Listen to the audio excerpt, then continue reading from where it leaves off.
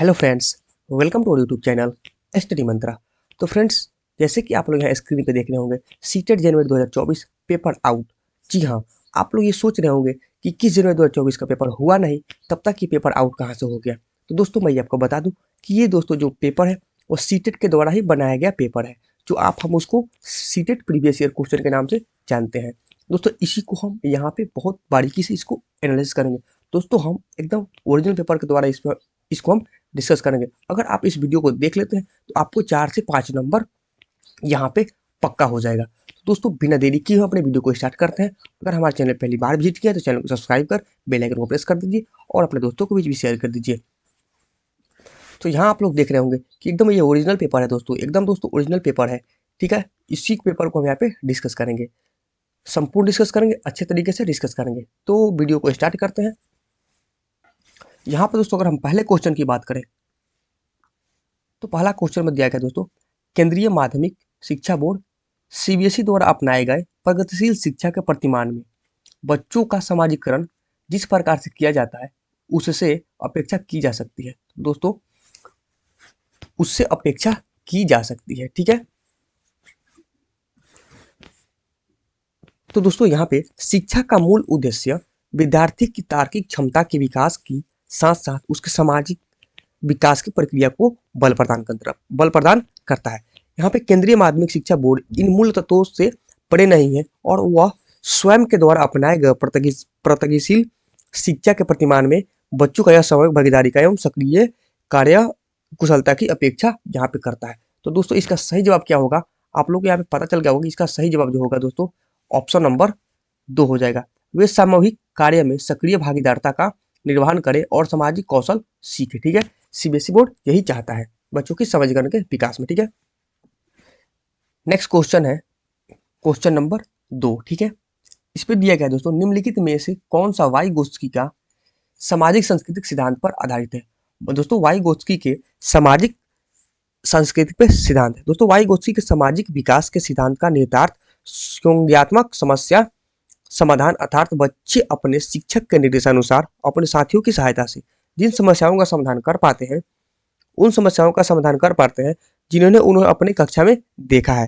तो इसलिए वे अपने साथियों के साथ अंतःक्रिया करके एवं स्वयं पे निर्णय को पहुंचाते हैं और उस समस्या समाधान में पारस्परिक शिक्षण का भी लाभ प्राप्त करते हैं। तो दोस्तों इसका सही उत्तर क्या हो जाएगा, तो इसका दोस्तों सही उत्तर होगा यहाँ पे पारस्परिक शिक्षण, ठीक है। जो हमने अभी बताया था पारस्परिक शिक्षण में लाभ प्रदान करते हैं, ठीक है। तो सही उत्तर देगा ऑप्शन नंबर 2, ठीक है।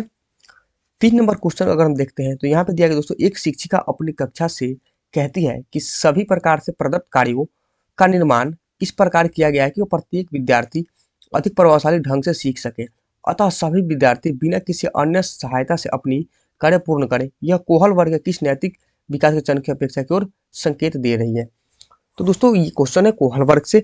दोस्तों आप लोग को पता होगा कोहल वर्ग के नैतिक विकास की अवस्था के सिद्धांत के अंतर्गत में बहुत से कई अवस्थाओं का कोहल वर्ग ने जिक्र किया है, जिनमें से औपचारिक चरण की कानून एवं व्यवस्था सिद्धांत के अंतर्गत यह माना जाता है। कौन सा दोस्तों, औपचारिक चरण कानून और व्यवस्था के सिद्धांत के अंतर्गत यह माना जाता है कि विद्यार्थियों को दिया गया कार्य यदि तर्क संगत ढंग से विपरीत किया जाए तो कार्य का संपादन अधिक प्रभावी तरीके से होगा और उसके आपसी विचारों में कानून और व्यवस्था वाली नैतिकता का भी विकास होगा। तो दोस्तों क्वेश्चन नंबर 3 का सही उत्तर क्या हो जाएगा, ऑप्शन नंबर 1 हो जाएगा, ठीक है। औपचारिक चरण यानी कानून और व्यवस्था। ये पॉइंट आप लोगों को क्लियर हो गया होगा। नेक्स्ट क्वेश्चन पे चलते हैं। दोस्तों वीडियो पसंद आ रहा हो तो वीडियो को लाइक करते चलिएगा और अपने दोस्तों को बीच में शेयर जरूर करते रहिएगा। 14 वर्षीय देविका जो है अपने आप से पृथक स्वनियंत्रण व्यक्ति की भावना को विकसित करने का प्रयास कर रही है। तो यह विकसित क्या कर रही है, ठीक है। तो दोस्तों यह विकसित क्या कर रही है, तो 14 वर्षीय दोस्तों देविका जो है वो अपने आंतरिक मनोवृत्ति से प्रेरित है, वो मतलब इंटरनली प्रेरित है, ठीक है। तो वो अपनी क्रियात्मक एवं स्वनियंत्रण कर्तव्य की भावना को विकसित कर रही है, ठीक है। तो क्या दोस्तों विकसित कर रही है, तो वह अपनी स्वायत्ता यानी ऑटोनोमी को विकसित कर रही है। तो ऑप्शन नंबर 2 इसका दोस्तों सही जवाब हो जाएगा, ऑटोनोमी, ठीक है। अगला प्रश्न है दोस्तों क्वेश्चन नंबर 5। इस पे हम देखते हैं, यहाँ पे दोस्तों दिया गया है कि प्रगतिशील शिक्षा के संदर्भ में निम्नलिखित में से कौन सा कथन जॉन डुई के अनुसार समुचित है। दोस्तों इसमें से जॉन डुई के अनुसार कौन सा क्वेश्चन समुचित है, ठीक। क्वेश्चन नंबर दोस्तों 5 दिया गया है। तो दोस्तों जॉन डुई विद्यार्थियों को सामाजिक व्यवस्था एवं मानदंड का एक प्रहरी मानता है, ठीक है।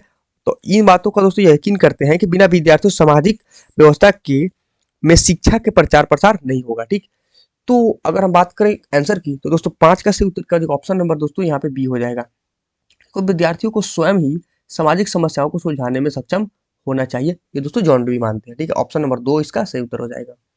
अगला प्रश्न है दोस्तों क्वेश्चन नंबर 100। इसमें दिया गया दोस्तों भाषा अवबोधन के संबंध विकार है। तो दोस्तों भाषा अवबोधन के संबंध में कौन सा विकार है? तो दोस्तों भाषा एवं संप्रेषण अधिगम अशक्ता को हम दोस्तों क्या बोलते हैं? अफेजिया बोला जाता है। ठीक है दोस्तों, इसे बोला जाता है अफेजिया, यानी इससे पीड़ित छात्र जो होता है मौखिक रूप से सीखने एवं विचार को अभिव्यक्त प्रदान करने में कठिनाई को अनुभव करते हैं। ठीक है, इससे बच्चे जो होते हैं उसमें कठिनाई को अनुभव करते हैं। तो इसका सही उत्तर कौन सा हो जाएगा दोस्तों? अफेजिया, तो यानी भाषाघात। ठीक है, ऑप्शन नंबर 4 दोस्तों इसका सही हो जाएगा अफेजिया। ठीक है, अगला प्रश्न देखते हैं क्वेश्चन नंबर दोस्तों 7 पे चलते हैं।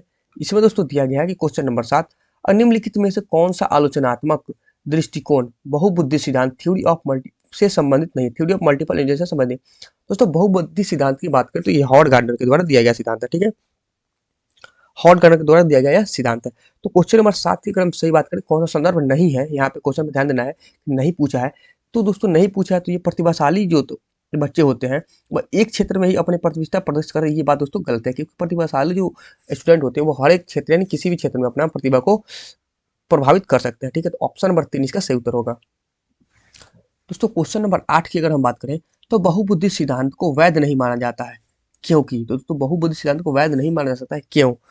तो क्यों नहीं दोस्तों बहुबुद्धि सिद्धांत को वैध माना जाता है? तो इसका दोस्तों उत्तर होगा विशिष्ट परीक्षणों के अभाव में भिन्न बुद्धियों का मापन संभव नहीं है, इसलिए दोस्तों इसको अवैध इसलिए इसको वैध नहीं माना जा सकता है। ठीक, क्वेश्चन नंबर 8 का सही उत्तर हो जाएगा दोस्तों ऑप्शन नंबर 1। क्वेश्चन नंबर अगर हम 9 की बात करें तो इसमें दिया गया दोस्तों क्या कि कक्षा में शिक्षार्थियों के व्यक्तिगत विभेद क्या होता है? तो दोस्तों कक्षा में शिक्षार्थियों का व्यक्तिगत विभेद क्या होता है? तो कक्षा में दोस्तों शिक्षार्थियों का व्यक्तिगत विभेद होता है कि ज्ञान की सीमा को बढ़ाना और समाजीकरण की प्रक्रिया का प्रारंभिक पठन पाठन में होता है, न कि उनमें समाजीकरण को विकसित रूप देना। या विद्यार्थियों के मध्य जब विभेद की स्थिति पैदा होती है तो वे अध्यापक की तरह अपने ज्ञान को उन्मुख करते रहेंगे और अध्यापक उनसे संज्ञानात्मक संरचनाओं को भी खोजने की प्रवृत्ति करती रहेगी। तो दोस्तों 9 नंबर क्वेश्चन का सही उत्तर क्या होगा? ऑप्शन नंबर 4 हो जाएगा, क्योंकि लाभकारी है। कक्षा में विद्यार्थियों का व्यक्तिगत विभेद जो है वो लाभकारी है, क्योंकि वे शिक्षार्थियों की संज्ञानात्मक संरचनाओं को खोजने में अध्यापकों को प्रवृत्त करते हैं। तो ऑप्शन नंबर कौन सा दोस्तों हो जाएगा? ऑप्शन नंबर 4 इसका सही उत्तर हो जाएगा। अगला प्रश्न है दोस्तों क्वेश्चन नंबर 10। ठीक है, अगर इस क्वेश्चन की बात करें तो विद्यालय आधारित आकलन प्रारंभ किया गया था ताकि दोस्तों विद्यालय आधारित आकलन प्रारंभ किया गया था ताकि क्यों क्यों प्रारंभ किया गया था? क्योंकि दोस्तों सभी विद्यार्थियों के संपूर्ण विकास को निश्चित किया जा सके। ठीक है, सभी विद्यार्थी जो है उनके संपूर्ण विकास को निश्चित किया जा सके। क्वेश्चन नंबर नेक्स्ट पे चलते हैं। अगर बात करें क्वेश्चन नंबर 11 की, तो निम्नलिखित में से कौन सा एक अन्य विकल्पों से संबंध नहीं है? निम्नलिखित में से कौन सा एक विकल्प है जो अन्य से संबंधित नहीं है? क्वेश्चन में ध्यान देना है, नहीं पूछा गया। ठीक है, तो क्वेश्चन नंबर 11, तो इसका सही उत्तर की बात करें तो दोस्तों ऑप्शन नंबर 4 से हो जाएगा स्व आकलन के कौशल को प्रतिमानित करना। ये दोस्तों अन्य विकल्पों से अलग है। ठीक, क्वेश्चन नंबर दोस्तों 12 पे चलते हैं।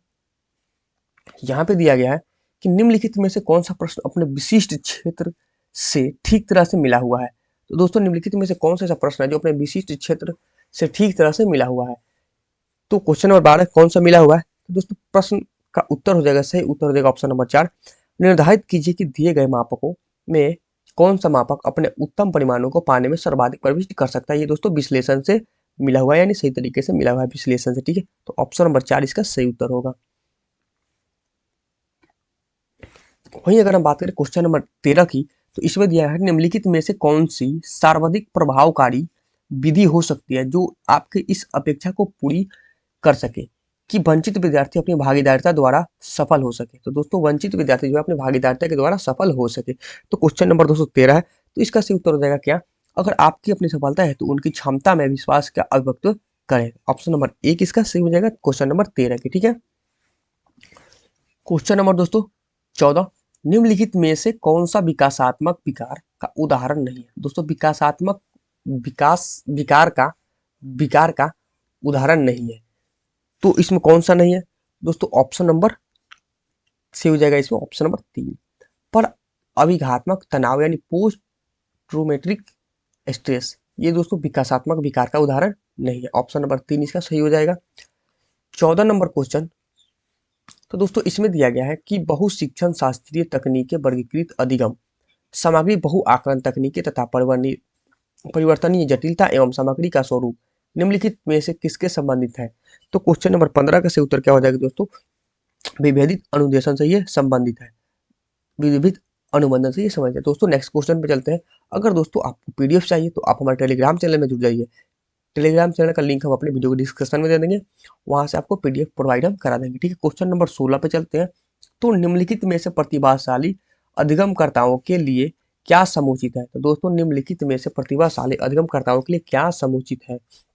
क्वेश्चन नंबर दोस्तों 16, तो 16 का दोस्तों सही उत्तर के बारे में अगर बात करें तो इसका सही उत्तर हो जाएगा दोस्तों ऑप्शन नंबर 3, क्योंकि वह अपनी उच्च स्तरीय संवेदनात्मक के कारण वे भी निम्न श्रेणी पा सकते हैं, ठीक है। ये दोस्तों प्रतिभाशाली अधिगमकर्ताओं के लिए समुचित है। ऑप्शन नंबर 3 इसका सही उत्तर होगा। 17 नंबर क्वेश्चन, दोस्तों इसमें दिया गया है कि विद्यालय में समावेशन मुख्यतः केंद्रित होता है। दोस्तों विद्यालय में समावेशन मुख्यतः किस पर केंद्रित होता है। क्वेश्चन नंबर 17, तो इसका सही उत्तर हो जाएगा विद्यालय के अंतर्गत प्रत्येक श्रेणी में विद्यार्थियों की योजनाओं का निर्माण किया जा सकता है। तो 17 का सही उत्तर क्या होगा, ऑप्शन नंबर 1। इसका सही उत्तर हो जाएगा दोस्तों ऑप्शन नंबर 1, यानी विशिष्ट श्रेणी वाले बच्चों के लिए सूक्ष्म क्षेत्रीय सूक्ष्म प्रावधानों के निर्माण पर, ठीक है। इसका सही उत्तर हो जाएगा ऑप्शन नंबर 1। अगला प्रश्न है दोस्तों क्वेश्चन नंबर 18, बच्चों में सीखी गई निसहायता का कारण क्या है। तो दोस्तों बच्चों में सीखी गई निसहायता का कारण क्या है। तो दोस्तों बच्चों में सीखी गई निसहायता से यह तात्पर्य है कि वो अपने व्यवहार से है, ठीक है, जिससे वह मानसिक रूप से सफलता को लेकर अनिश्चितता या नकारात्मक को सुनिश्चित करके अनुभव करने लगता है। तो दोस्तों 18 नंबर क्वेश्चन का सही उत्तर क्या होगा, ऑप्शन नंबर 1, कि इसके व्यवहार को अर्जित कर लेना भी वे सफल नहीं हो सकते, यही दोस्तों निसहायता का कारण है। ऑप्शन नंबर 1 इसका सही उत्तर होगा। नेक्स्ट क्वेश्चन है दोस्तों क्वेश्चन नंबर 19, इसमें दिया गया कि यदि एक शिक्षार्थी विद्यालय में लगातार निम्नतर श्रेणी पास प्राप्त करते हैं तो उनके अभिभावक को उनकी सहायता हेतु परामर्श दिया जा सकता है कि सहायता हेतु परामर्श दिया सकता है क्योंकि वो अपने अध्यापकों की घनिष्ठता को संगति करे, ठीक है। ऑप्शन नंबर 1 इसका सही उत्तर हो जाएगा दोस्तों 19 नंबर क्वेश्चन का। हम वही बात करें अगर 20 नंबर क्वेश्चन की, तो इसमें दिया गया है कि क्वेश्चन नंबर 20 में दिया गया कि निम्नलिखित में से समस्या समाधान को क्या बाधित नहीं करता है। क्वेश्चन में फिर दोस्तों पूछा जाएगा नहीं, तो क्या दोस्तों बाधित नहीं करता है, तो समस्या समाधान में क्या बाधित नहीं करता है। तो दोस्तों नहीं करता अंतर्दृष्टि इनसाइट जो दोस्तों है वह समस्या के समाधान में बाधित नहीं करता, लेकिन मानसिक प्ररूपता मोर्चाबंदी निर्धारण ये सब बाधित करता है, ठीक। अगला प्रश्न है दोस्तों क्वेश्चन नंबर 21, एक शिक्षिका पाठ को पूर्व पाठित पाठ से जोड़ते हुए बच्चों को सारांश लिखना सिखा रही है, ठीक है। तो वह क्या कर रही है, तो दोस्तों वो शिक्षिका क्या कर रही है। तो दोस्तों वो शिक्षिका क्या कर रही है, वो अपने बच्चों को पाठ समझाने की स्व शैली को विकसित करने में वह सहायता कर रही है, ठीक है। तो ऑप्शन नंबर 1 इसका सही हो जाएगा कि वो बच्चों को पाठ लिखने में सहायता कर रही है।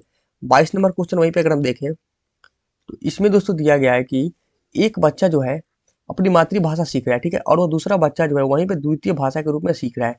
तो वह दोनों में निम्नलिखित में से कौन सी समान प्रकार का त्रुटि कर सकते हैं। दोस्तों दोनों में बच्चे किस प्रकार का त्रुटि कर सकते हैं, तो उनकी दोनों में त्रुटि हो जाएगा डेवलपमेंटल का, यानी विकासात्मक का, ठीक है। डेवलपमेंटल का इसका सही उत्तर हो जाएगा ऑप्शन नंबर 3। 24 नंबर क्वेश्चन में दोस्तों 23 में दिया गया है कि परीक्षा में तनाव निष्पत्ति को प्रभावित करता है, तो यह तथ्य निम्नलिखित में से किस प्रकार से संबंध को स्पष्ट करता है। क्वेश्चन नंबर दोस्तों 23 का सही उत्तर क्या होगा, तो 23 का दोस्तों सही उत्तर हो जाएगा हमारा ऑप्शन नंबर 1 संज्ञान भावना, ठीक है। संज्ञान भावना इसका सही जवाब हो जाएगा ऑप्शन नंबर 1। वहीं अगर हम बात करें क्वेश्चन नंबर 24 की, तो क्वेश्चन नंबर 24 में दिया गया है कि एक अध्यापक उस बच्चे के साथ परामर्श करते हैं जिसकी निष्पत्त्यात्मक प्रगति एक दुर्घटना के पश्चात अनुकूल नहीं है, ठीक है। तो निम्नलिखित में से कौन सी प्रक्रिया विद्यालय में परामर्श के लिए बेहतर हो सकती है। तो दोस्तों इसमें से बेहतर कौन सा हो सकती है, क्वेश्चन नंबर है 24। तो इसका सही उत्तर क्या हो जाएगा ऑप्शन नंबर 2, वो अपने विचार द्वारा खोज करने हेतु लोगों में आत्मविश्वास का निर्माण करता है। तो ऑप्शन नंबर 2 इसका सही जवाब हो जाएगा। क्वेश्चन नंबर 225, एक शिक्षार्थी उच्च स्तरीय सृजनशील रंगमंचीय कलाकार बनना चाहता है, तो उसके लिए निम्नलिखित में से कौन सा उपाय सबसे कम प्रेरक होगा। तो इसमें सबसे कम प्रेरक कौन सा हो जाएगा, तो क्वेश्चन नंबर 225 है। तो इसका सही उत्तर दोस्तों क्या होगा, रंगमंचीय कलाकार बनना चाहता है, तो सही उत्तर हो जाएगा राज्य स्तरीय प्रतियोगिताओं को जीतने का प्रयास करना ताकि छात्रवृत्ति पाई जा सके। ये दोस्तों सबसे कम प्रेरक होगा, ठीक है, सबसे कम पूछा है तो दोस्तों यही होगा, ठीक आंसर। अगला प्रश्न है, इनमें से कौन सा सिद्धांत कार्य या मत स्पष्ट करता है कि बच्चे अपनी वृद्धि और विकास हेतु कठोर अध्ययन करते हैं। तो दोस्तों ये किनका कहना है, कठोर अध्ययन करते हैं। क्वेश्चन नंबर है दोस्तों 26। तो ये दोस्तों बोलते हैं कि बच्चे अपने कठोर अध्ययन करते हैं, ये मैस्लो के द्वारा कहा गया है, ठीक है। ऑप्शन नंबर दोस्तों इसका 2 सही हो जाएगा, मैस्लो। मैस्लो ने अपने विकासात्मक मॉडल में यह 8 क्रमिक योजनाओं के सोपान को स्पष्ट किया है, जिसमें उसने यह स्पष्ट किया है कि बच्चे जो है अपनी वृद्धि के विकास हेतु कठोर का अध्ययन करते हैं, ठीक। अगला प्रश्न है दोस्तों 27 नंबर की, निम्नलिखित में से कौन सा तत्व कक्षा में अधिगम हेतु सहायक हो सकता है। दोस्तों कक्षा में अधिगम हेतु सहायक हो सकता है, तो 27 नंबर क्वेश्चन का सही उत्तर क्या हो जाएगा, ऑप्शन नंबर 2 हो जाएगा, ठीक है। अध्यापक के द्वारा बच्चों की स्वायत्ता को बढ़ावा व सहायता देना, ठीक है, इसका सही जवाब हो जाएगा ऑप्शन नंबर 2। क्वेश्चन दोस्तों 28, परिपक्व विद्यार्थी क्या है, कैसा परिपक्व विद्यार्थी। तो दोस्तों क्वेश्चन नंबर 28, परिपक्व विद्यार्थी अपने अध्ययन में कभी कभी भावनाओं को भी सहायता चाहते हैं। जो विद्यार्थी मैच्योरेंट हो गए हैं वो भी अपने अध्ययन में कभी कभी भावनाओं को भी सहायता चाहते हैं, ठीक है। तो ऑप्शन नंबर 3 इसका सही उत्तर होगा।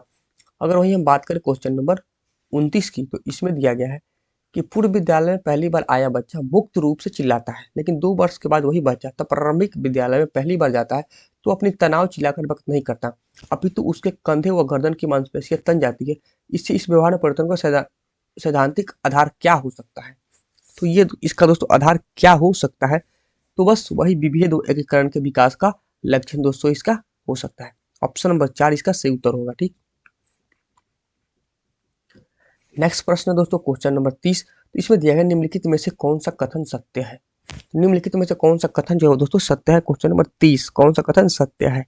तो इसका सही उत्तर हो जाएगा दोस्तों ऑप्शन नंबर 1, कि अनुवांशिक बनावट व्यक्ति की परिवेश की गुणवत्ता के प्रति प्रत्युरात्मक को प्रभावित करती है, ठीक है। ऑप्शन नंबर 230 का सही उत्तर क्या हो जाएगा, ऑप्शन नंबर 1 हो जाएगा, ठीक है। तो दोस्तों ये था सीडीपी के 30 इंपॉर्टेंट प्रश्न। अगर वीडियो पसंद आया हो तो वीडियो को लाइक कीजिएगा, चैनल पहली बार चैनल को सब्सक्राइब कीजिएगा और अपने साथ साथ दोस्तों को भी शेयर कीजिएगा। मिलते हैं फिर किसी नेक्स्ट वीडियो में, तब तक के लिए टाटा बाय बाय, जय हिंद।